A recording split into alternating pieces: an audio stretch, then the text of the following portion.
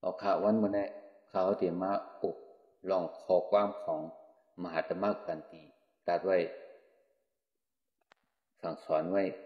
คนเมืองมันเจ้ามันว่าเจอหือไหนกันเขาคำมาเห็นโหมันเจ้าสอนว่าขอบตั้งหยุ่มยำอันว่านั่นปองว่าสังลำลองก็หือไหนมันขัดขับแดงไว้กันขอบตั้งหยุ่มยำอันนั้นภาษาอังกฤษห้องว่า mindset ประมาณนั้นมันเจ้าลาดว่าตั้งหยุ่มยำเจ้าเก่าอันเจ้าเก่ามีไว้นั่นที่เย็นเป็นไปวนขับเจ้าเก่าไปวนขับเจ้าเก่านั้นทำที่เย็นเป็นตั้งรัดเจ้าเก่า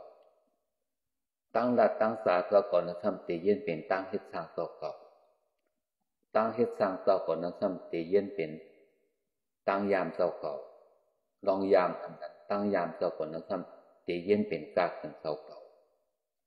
กากขันเจ้าเก่าอันนี้มานั้นทำที่เย็นเป็นการสาตาเจ้าเก่าเมื่อนาที่เป็นเรื่องหืออันว่านั้นมันอยู่ที่ปลายว่นอยู่ที่ปลายว่นเขาว่นเฮ็ดทางออกเป็นนั่นเป็นตัวอันนั้นคนห้องว่าขอบตั้งหยุ่มยำอันนั้น mindset นะครับก็เพราะฉะนั้นพี่น้องแต่เอาค่ะมองของมังเลยหรือไล่เรียกไล่ mindset ขโยในหรือไล่อ่อนผันว่นค่ะเขาใครอย่าไปว่นอย่าไปตัวอยู่ออกลอกอันเขายามว่นยามสอนมากกูปอนเคยให้หมอว่นตั้งนอกออกลอกตั้งนอกขอบอันเป็นว่นนำถึงเพราะขาหมอว่นอยู่ด้านในเขาขาดีหันลอกหันตื้อตังอันเขาขาดีจังเสียปัดทั้งนาให้มันถึงที่ยอดพอดีปลายเลยนั่น